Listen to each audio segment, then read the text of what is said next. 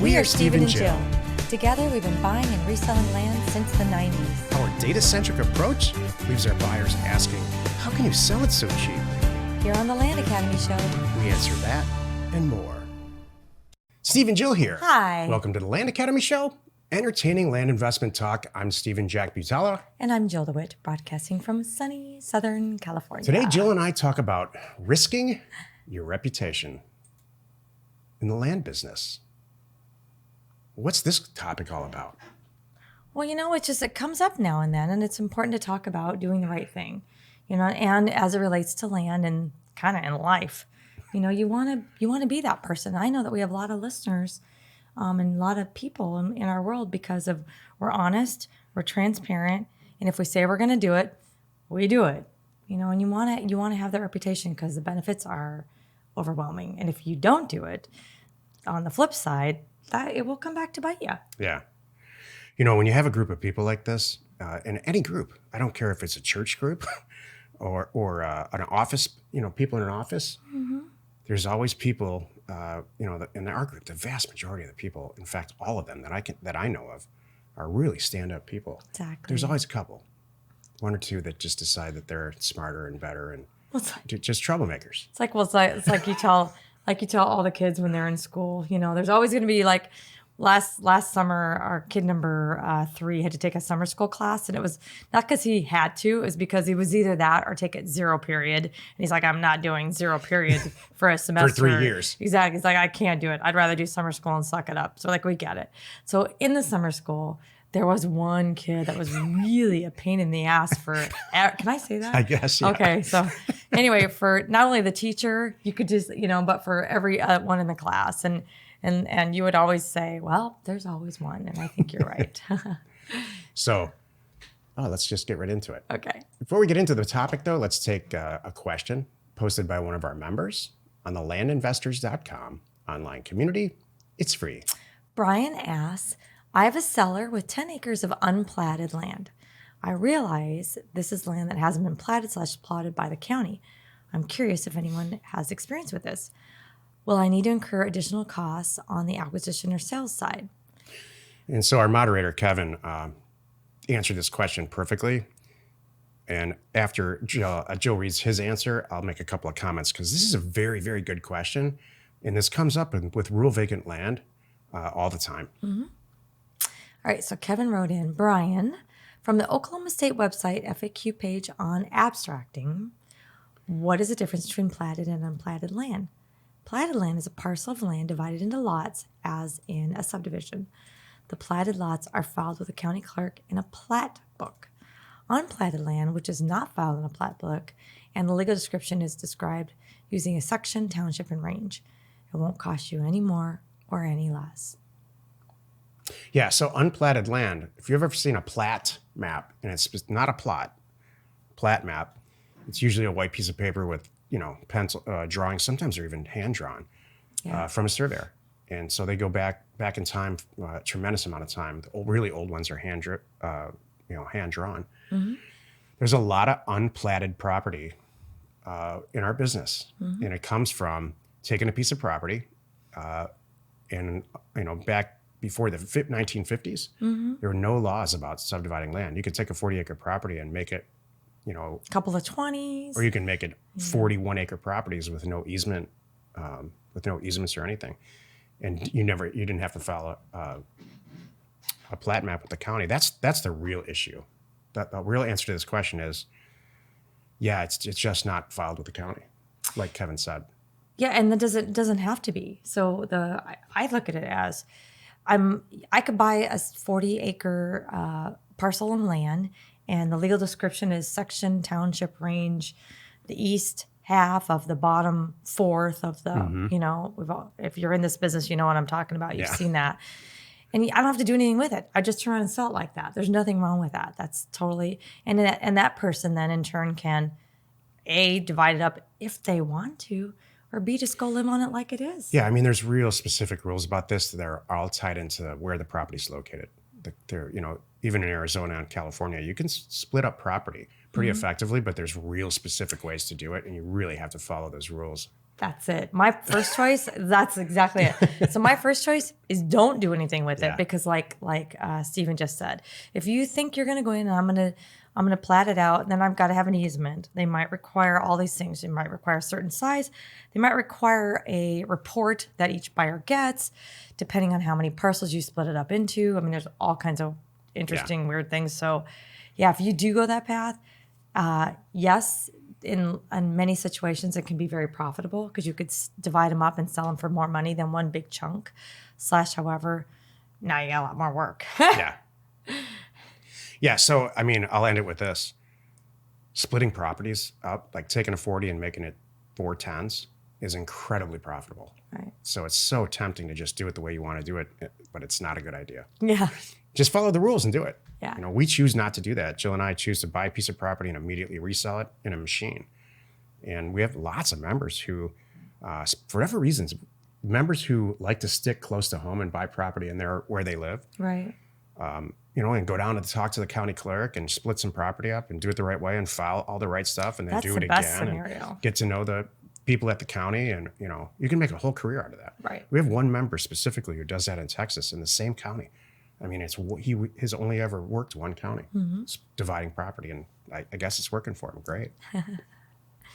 Today's topic, risking your reputation in the land business. This is the meat of the show. Your reputation is everything. We all know that. Jill actually wrote this title, and it's so important. You know, it's not. This isn't the most. This isn't the most teaching about the land business episode we've ever done. But yes, it is. But I think it is. integrity really, really matters in this and everything else. And you know, unfortunately, we have a couple of members who are just have no integrity at all, and have made some pretty bad decisions that are ending up in you know, legal action is required, and it's just too bad. So, you know, I don't. What do you want to say about it? Well, I was going to talk about just in your land business. You know, you want to have. How do I say this? Here's my notes. My notes say, "Don't do it. Don't be that person." And we've always said this, and we still say it, and we mean it. And it's whether it's with our land sales or even just in our staff, it's important to do the right thing, even if it costs money. You know, when you say you're going to do something, follow through. So I was taking it to kind of that level. I'll give you an example. Say you're buying a property, you send out an offer, you talk to the person 3 times, you all agree on, you know, whatever the purchase price is.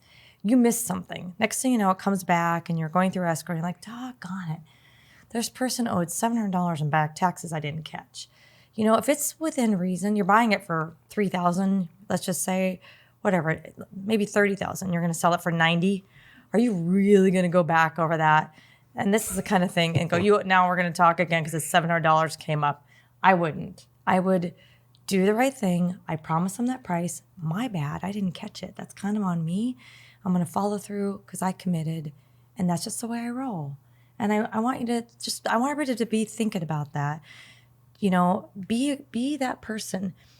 For example, too, say you have someone that buys a property, they're not happy with the property. That was my exact thing. You sorry. can read my mind. No, Oh, sorry. I was going to ask a series of questions, and that was the next one I was Okay, going to ask. all right. This is a great example of doing the right thing. Yeah. This is really where I wanted this show to go. So there are other things going on in our world that you addressed, and that's another thing too. Don't do that. We're done with that. Yeah. Okay. But say you have a buyer who's, for whatever reason, he bought it even 6 months ago, and they hadn't been out to see it. And they finally go out and they see the property, and man, it is not what they thought it was. Yeah. The pictures, and it's not you. You did, let's call a spade a spade. You properly conveyed the property. Your pictures were real, legit. You had a beautiful drone, but they stood on there, and the sky's not as blue as they thought it was going to be. You know, it could even be something like that. Do you really want to argue with that person? Do you really want to get into it with that person? It's not worth it. You know, and most of the time that's not going to come up, but now and then it might, especially when you do the volume that we do. So they stood out there. Their wife hates it. The sky's not as blue. The Walmart is way further than they thought it was. And, you know, whatever came up. You know, I would just try to swap out. All right, do you want something better? Here's what else I have. And then if otherwise they want a refund, I would give them a refund. I've been doing refunds my whole career since the 90s. And almost without exception, we go and resell the property for more. Yeah, So yeah, there's some paperwork involved. it's true. And there's some stuff that you have to do, and it takes your valuable time to undo. It's hard to undo a real estate deal. Sure. There's a lot of stuff, but I'll tell you, it's better than having them call the governing California Right. Board of Real Estate or wherever you are and filing a complaint and all that stuff. You don't want that. By the way, all the departments of real estate that I'm aware of, all the state departments of real estate that govern real estate agents licensing and subdivisions and the stuff that we do, there's a lot less regs for investors than there are for the other things that I just mentioned. They're all complaint driven, every single one of them.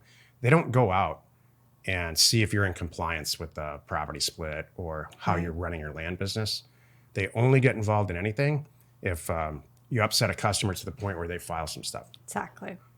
So you don't want to upset them. No. And you just want to do the right thing. Well, and it's just so much easier. I mean, when you really think about it, the time and energy you're going to put in talking to this customer and just doing a refund is way less than what you just said. Yeah. And just the arguing about it, going back and forth. Hey, you had X amount of time. You don't want to do that.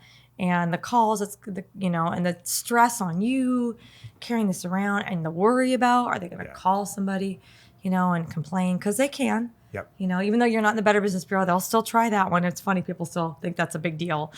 So could you imagine? I can't remember the last time I saw Better Business Bureau A+, like, really? We're going to hang our hat on that? So anyway, it's kind of funny.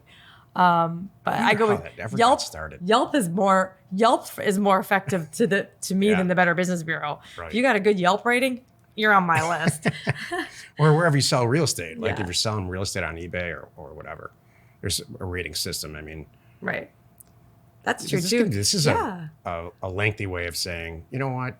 Because you just do the right thing. Whatever it is. Integrity counts. It matters. It does. Integrity matters. It does. And don't try to get separate LLCs and spread up properties because you're trying to, work a system. Please don't do that. Do the right thing. Right. And I'll get off this topic now. Join us next time for a much better episode. Join us next time for the episode called The Mystery of Omar and OffersToOwners.com. Can't wait to hear that. And we answer your questions posted on our online community at landinvestors.com. It's free. You are not alone in your real estate ambition. No, it's important to talk about this stuff. And I don't know, about once or twice a year, we just come across doing business with somebody that just doesn't have the same, let's say, values that we have. I agree. And that's happening to us right now, which is prompted the show. I agree. Thank you. The Land Academy Daily Show remains commercial-free for you, our loyal listener. Wherever you're watching, wherever you're listening, please subscribe and rate us there. We are Steve and Jill. Information and inspiration to buy undervalued property.